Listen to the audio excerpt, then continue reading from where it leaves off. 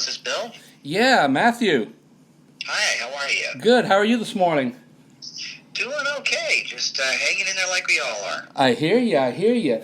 Well, it's a pleasure to be speaking with you today, and to let everyone know, today we're talking with Matthew Nelson, and of course Matthew, along with his twin brother Gunnar, formed the band Nelson in the early 90s to unbelievable success.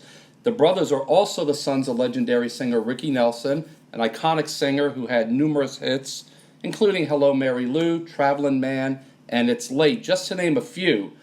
They're also the grandsons of Ozzie and Harriet Nelson, who had the very first long-running live-action sitcom in television history, which is amazing. Nelson will be appearing at the Crest Theater in the Old School Square Pavilion on Saturday, December 5th, in Delray Beach for Christmas with the Nelsons. Dude, it's so great to have you on the line this early in the morning. Well, thank you so much. I got to tell you, it's nice to be thinking about going and actually playing a show this year. You know, we had so many of them moved to next year, and especially the fact that it's Christmas with the Nelsons. It's our favorite show to do all year, so we're very happy for it. You know, and your kind of show that you guys are going to be doing is something that we really need right now, you know. And I think with the pandemic and such, it gave a lot of people time to reconnect with their families versus their electronics. You know what I mean? We're so much into the electronic world these days. Even at dinner time, you know, we're always on our phones. And I think with the pandemic, it gave us time to really reconnect with families and such. And especially with the holidays coming, Christmas music, live music, I think it's just going to be great. Well, I think it's mentioned that when you mention things like connections and family connections in these times, that's the nice thing about this particular show that we put together, the Christmas with the Nelson show. It actually starts with our favorite Ozzie and Harriet episode, as people are walking in, called Busy Christmas. And, of course, goes through our grandparents and their love and their family, and our father, late father, late Uncle David, and then all the way up through all our families. So it's 3 generations of Nelson family Christmases, and Gunnar and I did, fortunately, very well with a Christmas double CD that we put out a couple of years ago. Had a top 5 hit with a song called This Christmas 2 years in a row, and so it's kind of nice for us to be able to show everybody our love, not only for Christmas and the family, but obviously I think people taking their family and their loved ones a little less for granted, as you said. Right now, they always do around Christmas time, which is why I think it's our favorite time of year, but especially this year. Now, during the pandemic, what have you been doing? Have you been writing, recording, doing anything during that time? Well, the first thing that I did, I think was the most important thing, is I got a chance to stay home with my beautiful wife and my son, because I'm usually on the road so much, and my little 6-year-old boy, he was 5 at the time, earlier this year, he grabbed my leg one day and said, "Pop, I love it when you're not playing so much because you get to be home with me." And it was kind of like, wow, talk about wisdom from the mouths of babes. You know, our father was gone so much when he was playing his music and touring that, of course, we were very close with him. But I always say to this day, I would give for 5 minutes with my father, I'd give everything. Yeah. And I guess it was one of the things that really kind of became really more of a priority is my family and my reasons why I do stuff. Gunnar and I also, speaking of work, have recorded 2 full albums with different genres that we're going to release next year. Renegotiated a couple of contracts, started building things like, internet presence, things that kind of went by the wayside while we were out there touring. And both of our households survived bouts of coronavirus. So, oh, wow. Honestly, we were very fortunate. It really wasn't that big of a deal, to be honest with you. I had, personally, for my personal, I did not get a fever. I was tired for about a week and a half, and I lost my sense of taste and smell. Oh.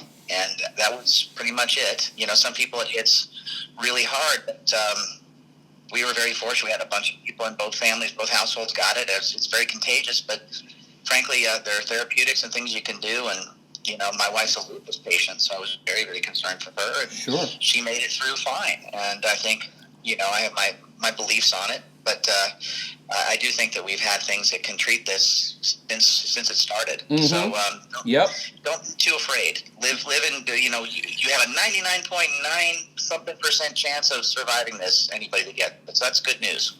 So besides, being sick and such, this pandemic for so many people has kind of been a blessing in disguise, as you were saying, being with family and such, and being Sure. able to be creative and doing things that normally you wouldn't have time to do because you're on the road so much. True, absolutely. That's it in a nutshell for us. And it's fortunate that Gunnar and I live fairly close to each other. He's about 5 minutes down the road from me here in Franklin, Tennessee. So initially when this whole thing started, we pretty much had, Gunnar and I quarantined earlier than anybody because we had been out playing shows in Canada, and at that point, nobody knew anything about it. We had been told all kinds of crazy stuff. And so we quarantined for almost a month away from each other, and then we started kind of having our own little inner family orbit, just each other's houses for a few months. And I think what it did was it really did kind of reconnect us with each other, with our families, and more importantly, the reasons why we do what we do. And the hardest thing that we're dealing with is the fact that, the Nelson family is in the connection business. Yeah. And in the people business. And we are the kind of guys that will stay 2 hours, 3 hours after every show to shake every hand, hug people, take pictures. And I think that's going to be a real challenge for us because that's going to change at least for the foreseeable future. Sure. Well, here's a little interesting piece I want to talk to you about. Me and my wife are taking a 3-day staycation for the Thanksgiving holidays. So we're in Fort Lauderdale. We like this Hard Rock hotel that's on the beach in Daytona, where, of course, you can drive your car on the beach, which is really, really cool. So we just recently got a BMW convertible, and we thought, let's bring it up. So we get here, and it's like 53 degrees this morning, so I don't know if that's going to happen. But anyways, we're staying Turn on the heater. It's a nice experience. Turn on the heater and drop the top. It'll work. That's true. We'll suck it up. But So I think that's those things. Get the heater blowing hard, put on a coat, and get that wind in your face. It's still pretty lovely. Yeah, I think so, man. That sounds good.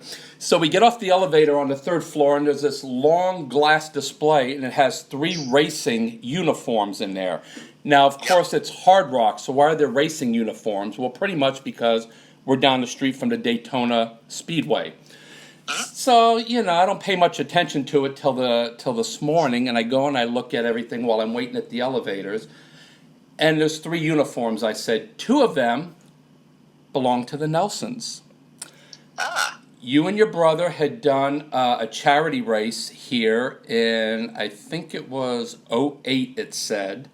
And these were the outfits that you guys wore. And I thought it was just so odd that here I am doing this phone interview with you today, and literally 20 feet from my door is a display of uniforms that you guys wore at the raceway. So I thought that was so freaking cool, man. It was just crazy. It is a small world. I remember I actually went to that Hard Rock, and I didn't know about them putting up those suits because I believe we sold them at an auction for charity. Racing is a big deal for me. It used to be. I'd done some big races and won a lot of them. As a matter of fact, the one thing I was kind of laughing about was the fact that on that plaque at the Hard Rock, it said something about how Gunnar won the race. And that's actually not true. He did not win the race. I won the race. But that's what happens when you're a twin. They confuse you. So, Sure. I'm going to have to correct that. No, that's just not the case. I'm kind of the winning Nelson. I have a Sharpie here, so I'll just kind of, scratch it out and redo it. Scratch it on the glass. There you go. Yeah. So that was pretty cool, I thought. Now, as a guitar player, are you self-taught, or did you have lessons, or did your dad have a hand in teaching you? Great questions all. I'm primarily, I'm self-taught. We did have a stab at some guitar lessons when we were kids, but it just didn't work out. And what I did was moved right to the bass guitar. That's what I started with. Initially, I thought, it only has 4 strings. It'll be easier. And Gunnar was playing drums. I didn't realize when I took that instrument in my hands, the whole world is the bass versus the guitar. It actually is the heart and soul, along with the drums, of what holds everything down. And I was a big fan growing up of people like McCartney and Sting and things like that. So it was cool to find heroes. And my dad, God bless him, he was a wonderful musician, the sweetest guy you ever met, and a self-professed horrible teacher because he was self-taught as well. And I think he tried about 5-10 minutes of trying to teach me something, and then he just said, "Hey, just keep playing along the records, you'll get it." And I think he was thinking we might give it up. We started when we were about 7 years old, and he would come back from the road, and Gunnar and I were still pounding it out, starting to write our own songs. We started playing clubs when we were 12, so it just kind of took from there. And I kind of picked up guitar a little bit later, just because it was easier to write on, primarily acoustic guitar. So now I pretty much call myself a bass guitarist and a rhythm guitarist, mostly acoustic. Huh. Now, your voice is also your instrument. What do you do, if anything, to maintain your vocals while you're touring? Good question, especially in the wintertime. See, when this whole thing happened, the whole virus thing that happened this year, I think Gunnar, looking back on it, he got it a whole lot earlier than anybody said this was around. He got it in late November, and he had this wheezy, barky cough kind of thing. But as a singer that tours, and again, we have a Christmas show that we do, we just thought that it was just what we call the crud. It's just you get an infection in your throat. Gunnar and I are pretty savvy with anything that can happen to our vocal cords. We do have some exercises that we did years ago that we recorded with a great vocal coach named Roger Love. And he's kind of a big deal now. When we met him, he was Seth Riggs' understudy and stuff, and we just learned how to sing correctly so we didn't blow our chords out. Yeah. And I think that was the nice thing about having years of just doing it the hard way and then learning a technique. More than anything was how to preserve your voice more than one night in a row. Sure. I mean, I think anybody can blow out a show and have no voice the next day, but if you have to do 5 shows a week or 6 shows a week, that all kind of comes into it. So, a lot of it has to do with, the normal stuff, get some rest, drink lots of water. And I think the best advice I ever give singers is, after a show, don't go to a nightclub or any place loud, because believe it or not, it's talking over other people after you strain that'll blow your throat out. That makes sense. And don't whisper. Whispering is also really hard on your vocal cords. No kidding. So, yeah, no, seriously. If you whisper for 5 minutes in a row, you tell me how your voice feels. Wow. It's real bad on the cords. So there are certain things that you learn, and I think the coolest trick that I ever learned was from another singer. Believe it or not, Meatloaf. Gunnar and I were singing on his album, the second album, Bat Out of Hell 2, and we did a solo on a song called Life is a Lemon and I Want My Money Back. Right. And he was a great operatic kind of singer, and he taught us this trick that if you have absolutely no voice and you have to do a show, and I mean you can only do it once, but you take a clove of raw garlic and you chew it, and you let the juices run down your throat, and it will burn, and you will not be popular for a day. Okay, but it will burn like you did Dickens, and all of a sudden you will notice that the vocal cords have less inflammation, and you can actually get through a show. Wow! I only had to do that one time. It was disgusting, but it worked, and so you learn a little here, a little there. Wow, that is freaking great, man! I didn't even know that. Yeah, meatloaf and garlic. Exactly. They go together. Now let's talk about the debut of After the Rain. I mean, you and Gunnar were on a whirlwind of a ride. I mean, did you think that album would have had as much success as it did, and that you would still be doing this today? That's a deeper question than you know. I honestly, genuinely thought that Gunnar and I were going to do whatever it took to be successful, because we really had more of an athletic approach to it. It was something we always did. It wasn't a hobby. We wanted to play in the pros and go to the Super Bowl. It was that kind of thing. And so we worked and worked and worked at it. So we had a great work ethic. One of the things, like, John Wooden's basketball camp. And things like that. We were all mentally focused guys. And, of course all we had to do was just kind of look down the hallway to see that it was possible. But it wasn't like it was a guarantee at all. We were legacy kids, but there were a lot of people that didn't achieve anything. As a matter of fact, it was the opposite. So we knew that we were going to have, an interesting road ahead. And we believed that the album at first, the After the Rain, our debut, after the years of putting it together and Fall Stars, whatever, that we had done a really good job with it. But again, no guarantees. If people knew how much new music was released on a daily basis, and how small of a percentage actually hits, and out of that, how many go to number one? I mean, it's literally astronomical. Sure. It's like being an astronaut. So we thought it was going to be successful. We honestly thought it was going to take a few albums if we were lucky to have them. And we didn't know it was going to blow up, honestly, that quick. It was like the world's longest overnight success. And I think, the planets aligned and we made the right music and the right look for the right time with the right outlet, which was MTV, where kids could actually call in and request videos. And the long and the short of it was, we believed in our hearts, because you have to, that you're going to be successful. You can't go into it thinking, what if this? No, you can't do that. There's no what if. It's, what if this doesn't happen? This is going to happen, just a matter of time. And looking back on it, it was, you're right, it was quite a whirlwind ride. We had 4 top 40 songs on the first album. One went number 1, another was top 5, another top 10, and another top 20 on the first album. And we toured for a little over a year, doing, I think, 5-6 shows a night. So it was a big deal. And as far as the coolest part, now here we are, years and years later, and I think what we've done has been very successful in pivoting and keeping some sense of a career going. Maybe it's not the entire world at one time like it was back in 1990, but it's kind of our own world, and definitely we're kind of calling the shots with it, with our own label and on our own schedules. So it worked out. Yeah, and I mean, besides having the talent, the music, you guys rocked on the guitars and such, you guys had the look and the hair. Mm-hmm. Everybody loved your hair. Guys loved your hair. Women especially loved your hair. Now, I know these days you and Gunnar are sporting a shorter look, unless it's gotten longer since the pandemic. It has, actually. It has. I just saw some friends of mine in a hard rock band called Steel Panther, and they saw me for the first time in a year, and they said, "Oh my, you guys are bringing the hair back. Unbelievable." Yeah, Gunnar's hair is now down to the middle of his back. No way. Oh, God. So, great. What's funny about the hair thing is that people don't know this, but it was not just the hair. It was, the outfits that we created and stuff were real colorful and almost kind of an homage to like 18th century French and stuff like that. It was kind of a little bit out there.